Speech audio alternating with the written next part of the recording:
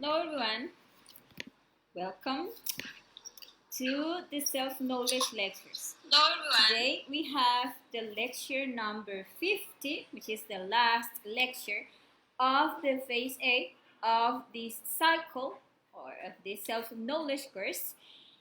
And well, throughout this course we have talked a lot about what we need to work on ourselves in order to awaken our consciousness, and we have talked like a lot about the need of eliminating from our interior all of our negative ways of being or psychological defects, serves or psychological eyes that make up our ego, because as we have explained, in each of the details of our ego is where that consciousness that we lack is trapped there, is conditioned in all of our concepts, beliefs, wrong ways of reacting, of thinking, of feeling, of talking, of acting. There is our consciousness trapped. Knowing ourselves implies a conscious work of eliminating or of first recognizing, by self-observing ourselves, all of our psychological defects and eliminating from within all of them.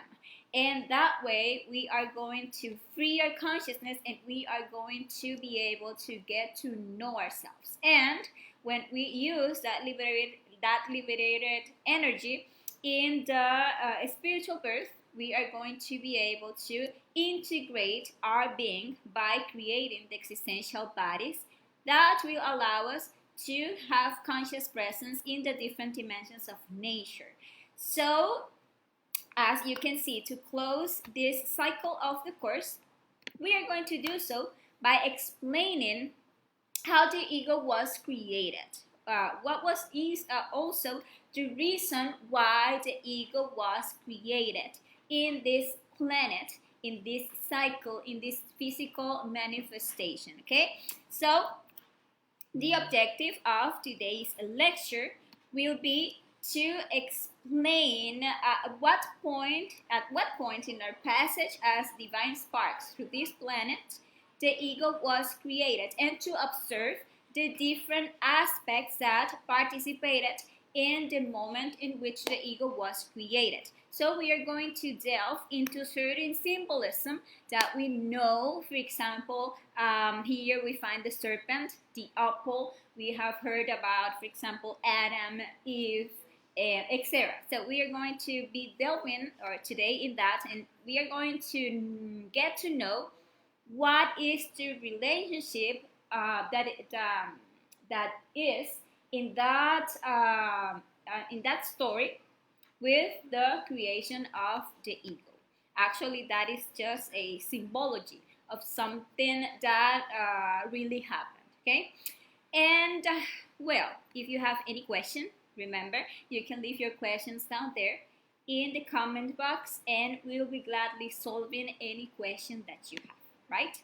So the first thing that we must start by understanding is that the objective for which the humanities of the different planets are created is to become solar men, beings of awakened consciousness. Each planet is like a school to which the divine sparks go to make a course. Okay, and each planet must host 7 great races, and after this the planet involutes and becomes like a moon. Okay, and we are talking about a process that of course takes hundreds of millions of years. Yes, and this planet in which we live, planet Earth, has already housed 5 races. We are in the 5th race of this planet. The previous 4 races lasted millions of years.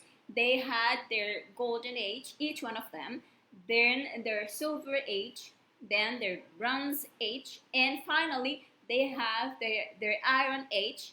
And at ending the iron age on a race, ends like the existence of that race. Usually thanks to great cataclysm. And always a selection of that race is always kept to be the founders of or the precursors of the new race. And each race entails the appearance of 7 sub-races. So we, as I was saying, are currently in the 6th sub-race of the 5th race. So we are actually in the Iron Age of this race known as the Aryan race. And the ego was formed in us, in this planet, in the middle of the 3rd race that was known as the Lemur race. So we are talking about 8.5 million years ago. Until the races had been, until that point, the races were androgynous. The first 2 races, that is, they were like female and male at the same time. They have like the both sexes in them, but without external organs. They were androgynous. And in the 3rd race, which is the Lemur, then they started being hermaphrodite. That is to say that they were male and female at the same time, but now with external sexual organs. That was the condition in which the sparks were living during the 3rd race. Now, at that point, the sparks were already mature enough to practice shared sex, and that with the intention for that humanity to have the opportunity to reach the level of God, because they had already evolved to the point where they need to practice the shared sex. And to do so, the process of the separation of the genders or of sexes occurred. And they stopped being male and female, and humanity was there divided into, or they would start being born not with both sexes, but with one. They were girls and they were boys, right? And at that time, they were known as Adams and Eves. That is, the boys were the Adams and the girls were the Eves. And all the story in relation to the creation of man that are found in the different sacred texts or ancient texts, maybe the Jews, maybe the Sumerians, the Hindus, etc., they only symbolically represent this transcendental event, which defined actually humanity. That was the separation of sexes into males and females, or Adams and Eves, and that with the purpose for the sparks to achieve self-realization. The female bodies at that point were already completely ready to start practicing sex with a partner, which is totally necessary in order to create ourselves internally, in order to make wise use of our sexual energy by sharing, by connecting ourselves with another earth of the opposite pole, and make ascend our energy through our spines. And what happens? Something very interesting. All the Lucifers accepted the challenge, and they told the human beings that if they wanted to be like the gods, they would have to try that fruit. And the fruit was shared sex. And it is important to know that all of us have an inner Lucifer. We need to, in the previous lecture where we were talking about the duality, we were explaining the 3 forces of our consciousness in the Trinity, and we find there the Father, the Son, and the Holy Spirit, right? And the Son is the Lucifer, is a part of our consciousness, is the desire in us. That is what the Lucifer represents. And that serpent within us, that is the tempting one, which is the desire that lives inside of us. If we practice sex, right? And if we make our sexual energy ascend or goes inwards and upwards, we are going to develop the Kundalini serpent and we are going to awaken our consciousness. But if we use sex, if we, let's say that managed by desire, we go to sex and we spill the sexual energy, then we are going to develop the inverted serpent, which is the one that is awakened in evil. So the desire led us to want to actually taste that fruit that was sex, that was the forbidden fruit that was in the middle of the garden. Actually, the garden is the physical body of the person, and in the middle of the garden you find the sexual organs. So actually, in that story, what they are talking about is sex, and that is the forbidden fruit.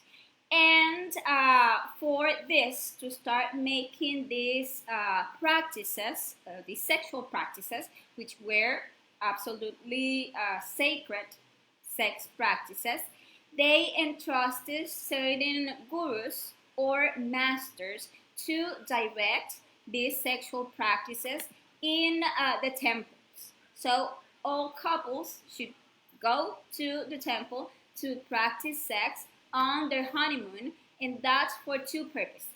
The first of those purposes was the reproduction of the species, which was done without fornication. I mean, without the need to spill the semen or the sexual energy.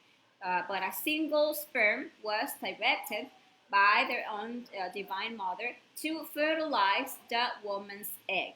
That was the first purpose for those sexual practices to take place. And the second purpose was to create the superior existential bodies of the being, which are created by transmuting this sexual energy when once sexually connected, making their energy ascend through their spine. To take it here to the upper centers, which is the heavens in us. And that is a sacred sexual practice. And at that time, that practice was only, let's say,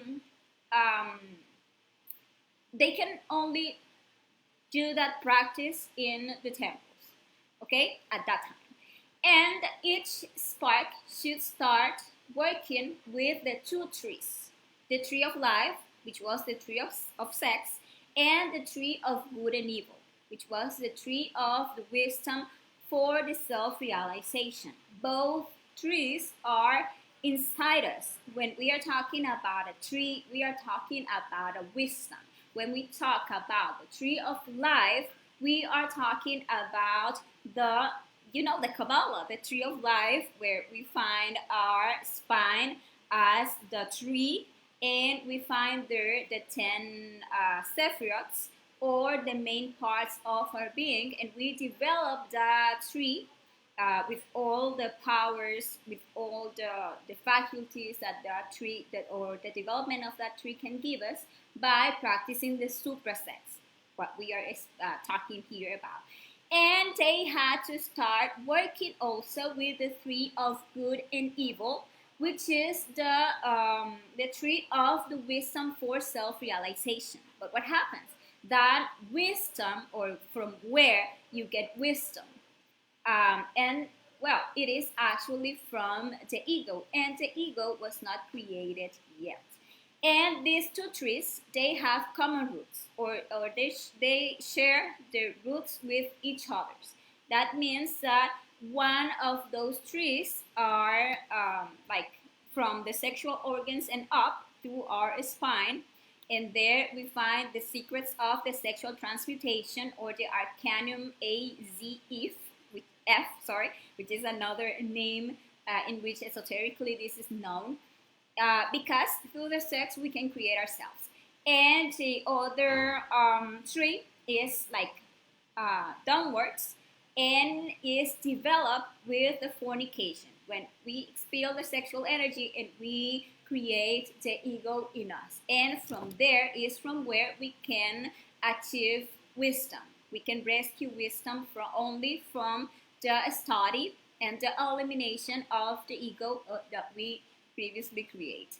And well, it is said that at that time the planet went through a very strong natural catastrophe, and it was that a comet known as Condor crashed with the planet Earth. That is something that happens like like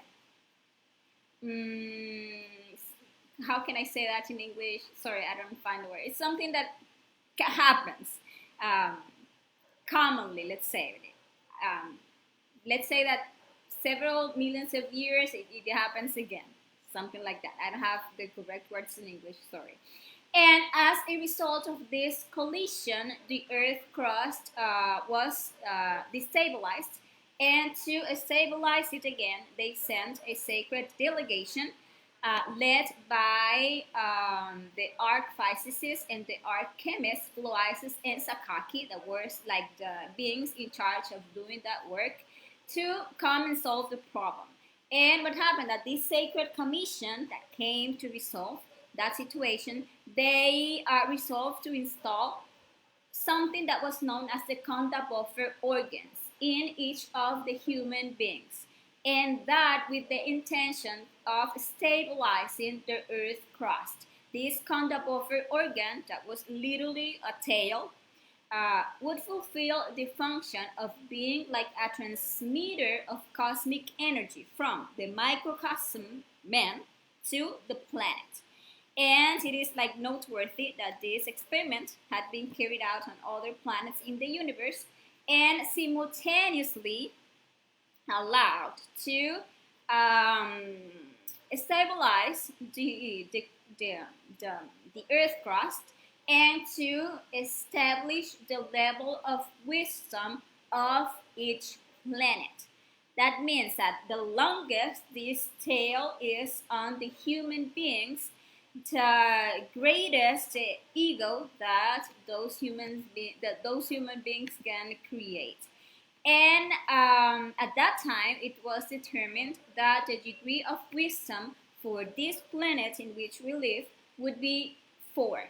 That is, that it was going to be a planet of Christ or masters. That means that because of that, the sparks that self-realize in this planet can achieve those hierarchies, those levels. So someone who self-realized here can become a master in the universe, or a Christ, which is a high hierarchy.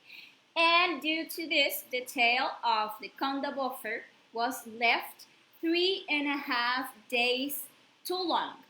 But those are not 24 hours day, but like esoteric days that refers to levels of consciousness. In reality, that took a very long period of time, perhaps hundreds or thousands of years, in which the humanity of that race had this tail with them. That was esoterically 3.5 days longer than it was commonly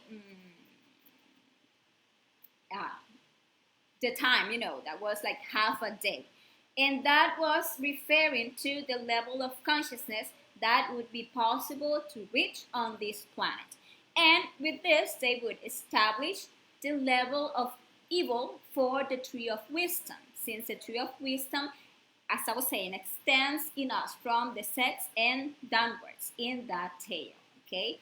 And it happens that the tail of the conda buffer originated an astral surge, or a lustful wave, that unbalanced all human beings, leading them to feel like a lot of sexual desire and to feel the urge to practice the sex outside the temple. They couldn't wait to go to the temple to practice sex.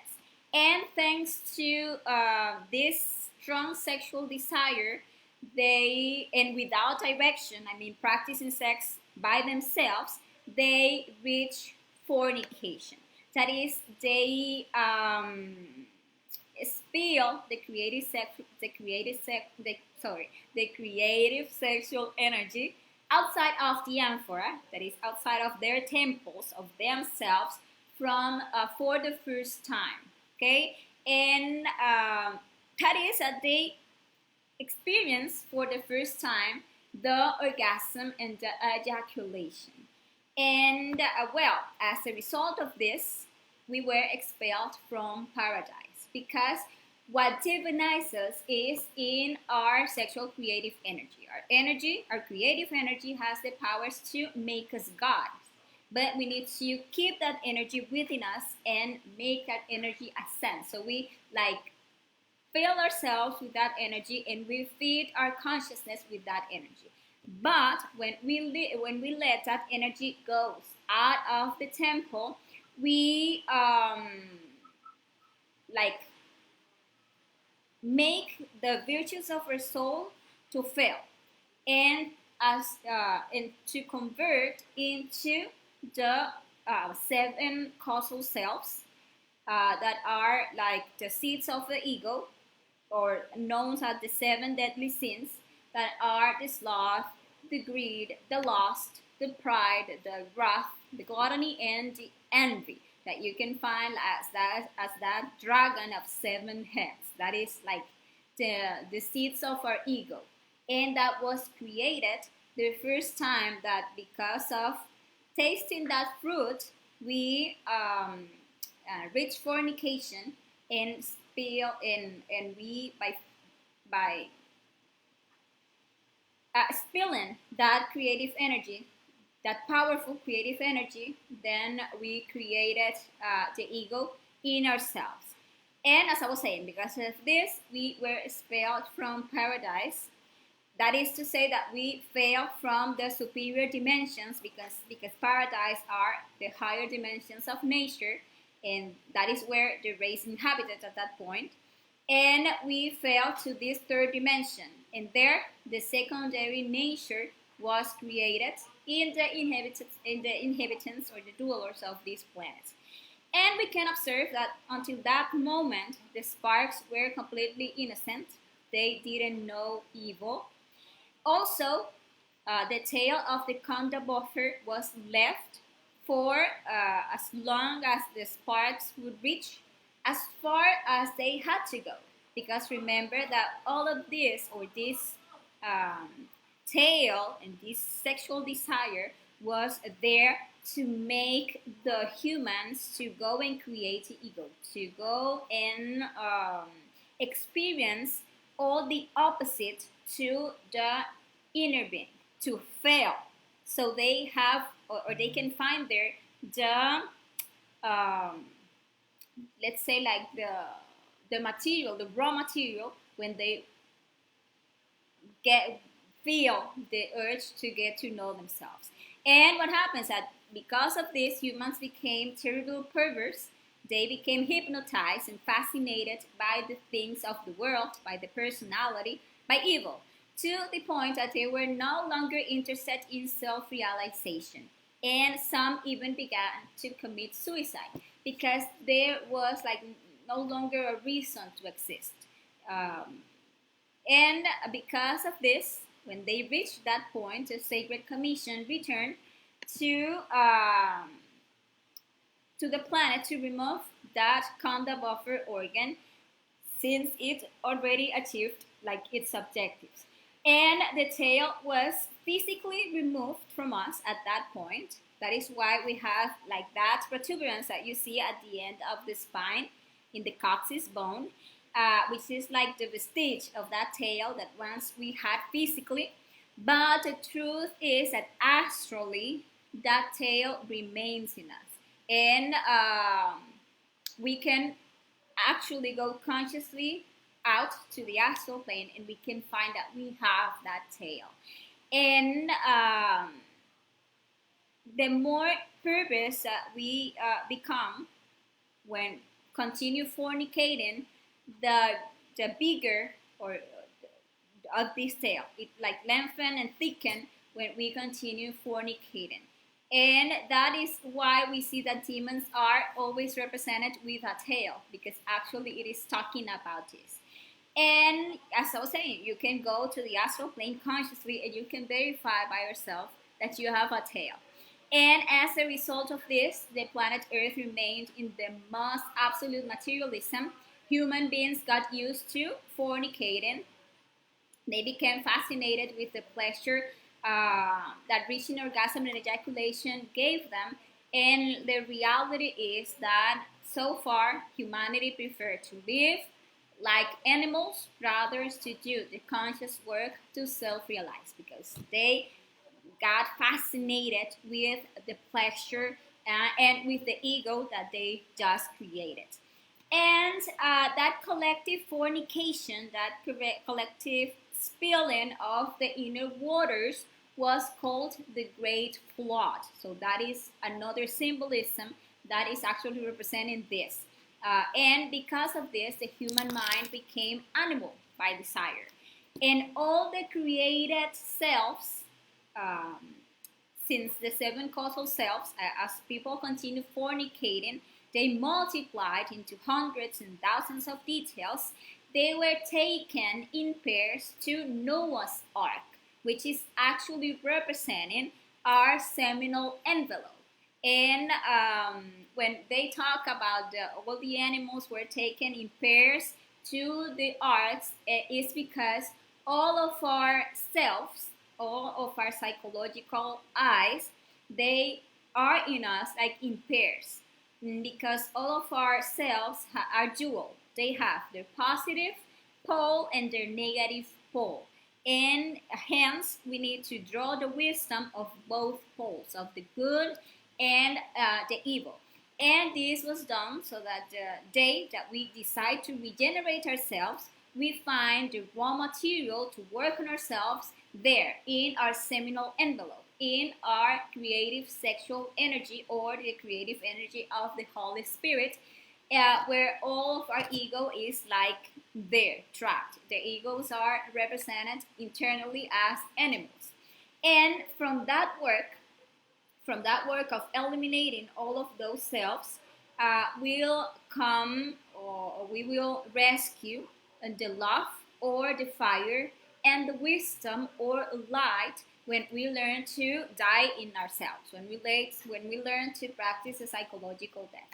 And that is why it is very important to or hear the importance of receiving this knowledge and working with the three factors for the revolution of the consciousness, so that through psychological death we start self-observing ourselves, making ourselves aware that we have all those selves in our interior, and start eliminating them, by asking every time that we discover, by self-observing any of these details of the ego, even in its positive pole or its negative pole, whatever you find that a defect is manifesting in you, there you ask your divine mother to eliminate it. That way you are rescuing the essence that is trapped in the ego. 97% of our essence is trapped there.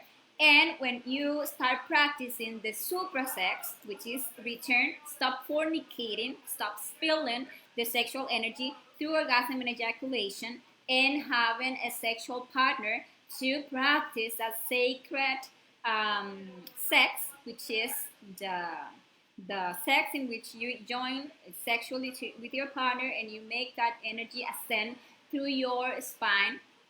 And that way, you are going to start building the existential bodies of your being.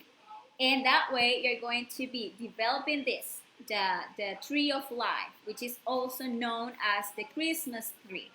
And there, you're going to develop all of the virtues, all of the powers, all of the faculties, the forces, etc., that are represented in all the decorations and the lights and even the gifts that we find in a Christmas tree.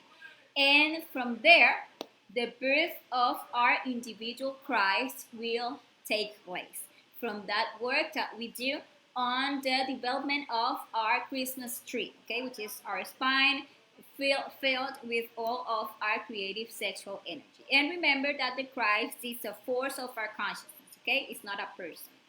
And we must understand this, that if the exile from the paradise was given by sex or because of the bad use of our sexual capacity, let's say, the return to paradise must also be made by sex. That is why we need to learn to practice the suprasex, and that is why it is very important that we start working to achieve chastity by eliminating all of the defects of lust in us that are all the time leading us to reach orgasm and ejaculation, to expel God from us, which is the sexual creative energy. If we don't learn to practice suprasex, there will be no regeneration possible. In sex is the possibility of being of each human being, because in sex is or lies the possibility of achieving the second birth. That is why we need to start understanding the need to stop fornicating, to stop spilling our internal waters, so that this great flood ceases within us. And then the sacred fire of the Kundalini can be lit within us. Now, we need, by reflecting on this, because this is something to stop and reflect, and to also to investigate astrally, because here you are receiving just a theory, you are receiving just a concept. And if, for example, before you believed in, I don't know, the Christian concepts or the Hindu concepts, or I don't know, the Muslim concepts, okay, and now you listen to this and you receive it as another concept, then you can, for example, believe in it and stop believing in the other concept and start believing on this. You are in the same thing, you are just believing. Or you can not believe in this and continue believing on another concept, or not believing in anything at all. You are in the same thing. You are at the point of the believer. So the important thing here is that we investigate this, that we corroborate this information. That is why from the very beginning of this course, we are teaching the practices, for example, of astral projection. So we can consciously unfold yourself to the astral plane, contact with your inner divinity there in the astral plane, and corroborate all of this information. Okay, so that you get to understand that you have a need to work on yourself. You have that we are all, because we are all degenerated, and that we need to make a work on ourselves to regenerate ourselves, okay? And the first step to start this process of regeneration is understanding the hypnotism in which we find ourselves. With all the things of the personality, with all the things in this physical world, because that is what doesn't allow us to value or to have a true objective of existing. We are just pursuing subjective things that are going to be swallowed by time. And we need to start understanding, if we really want to regenerate ourselves, if we really want to achieve the purpose of our existence, which is to become gods, we need to understand the illusion in which we find ourselves with all of these passing things of the material world. And if we do so, we are going to start seeing how important it is to start working on our inner world. And as you do so, you start practicing the 3 factors for consciousness revolution to start a process of regeneration. Now, there is a second thing that is important that we all understand, and it is that there are only 2 types of marriage or of matrimony. First are those that are done for the purpose of fornication, which are all of them, basically. Because all human beings on this planet go to sex seeking only pleasure and fun, like this animal enjoyment without any transcendental desires. That. And we need to understand that if we continue going to sex, if we continue spilling our sexual energy, we will never be able to regenerate ourselves. We will never be able to awaken for real our consciousness, and we will never be able to develop the internal bodies that will make us have presence in the different dimensions of nature. We are going to remain fallen, okay? And we need to know that there is a second type of marriage, which are the ones who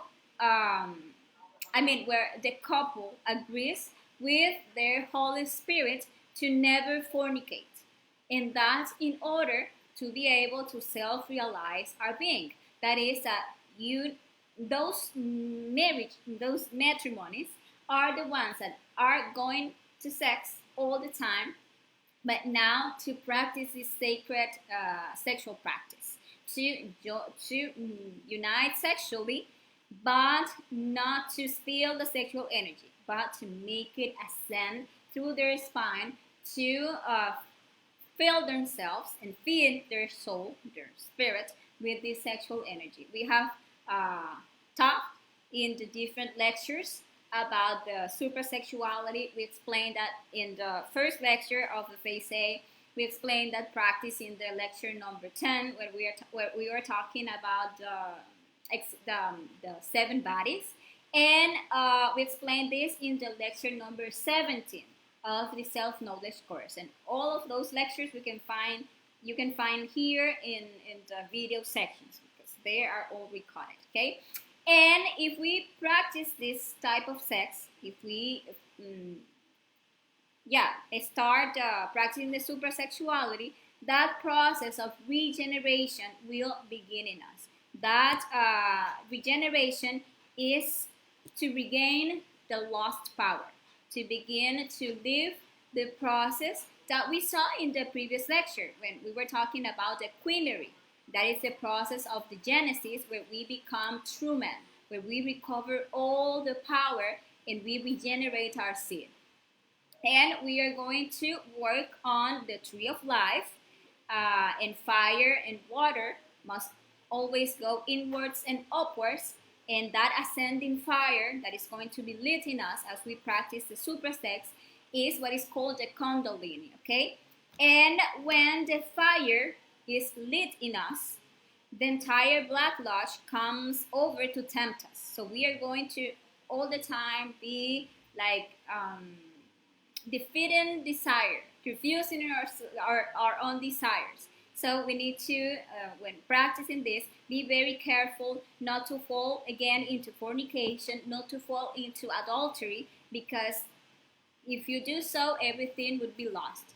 But there is something else. If the person continues to fornicate, for each fornication, he is going to lose the work that he is doing.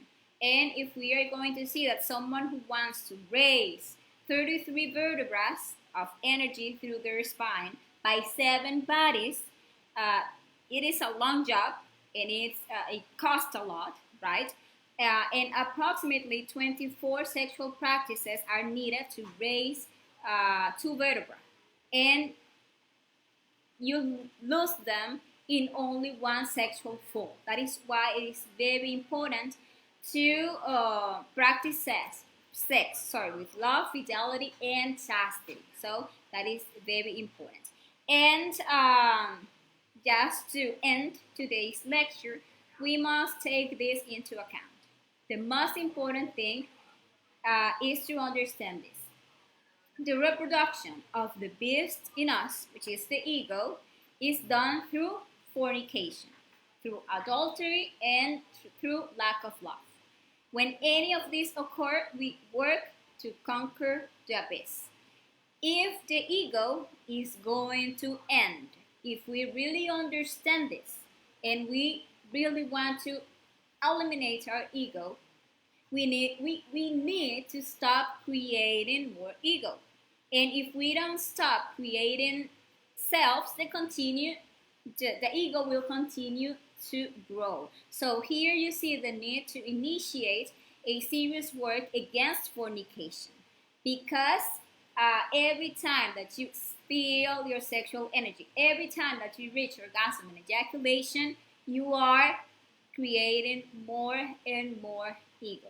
We have to know that when a person receives this knowledge, this that we are talking here, simply in a video, in a social platform, actually, when someone receives this knowledge, he has to decide, because already knowing about the power of the sexual energy, now the definition will be angel or demon. There is no more.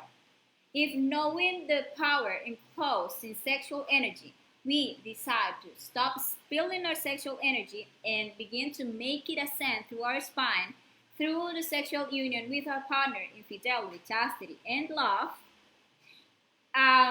we will become angels. And later on, gods. All the angels and gods and the different hierarchies in the universe exist because they were born in sex. That is a reality. But if, on the contrary, knowing the power and value of the sexual energy, we continue to put it out, not to abandon the pleasure, the animal pleasure of orgasm and ejaculation, then we will continue to become more and more perverse, sleeping our consciousness more and more, and we will end up becoming real demons. That is a reality. These are the only two alternatives. Either you go one way or the other. Knowledge has always been a great responsibility. Once we have the knowledge, we act awake consciously. And well, people, this lecture, being the last, can be very strong and even complex to understand, I know. But the invitation is for us to reflect on it, to ask our own inner being to direct us, to give us light, clarity about the path that lead us to self-realization, and that make us understand if in reality this internal path is found in the wise use of sex. And remember, you have meditation, astral, unfolding, reflection, etc.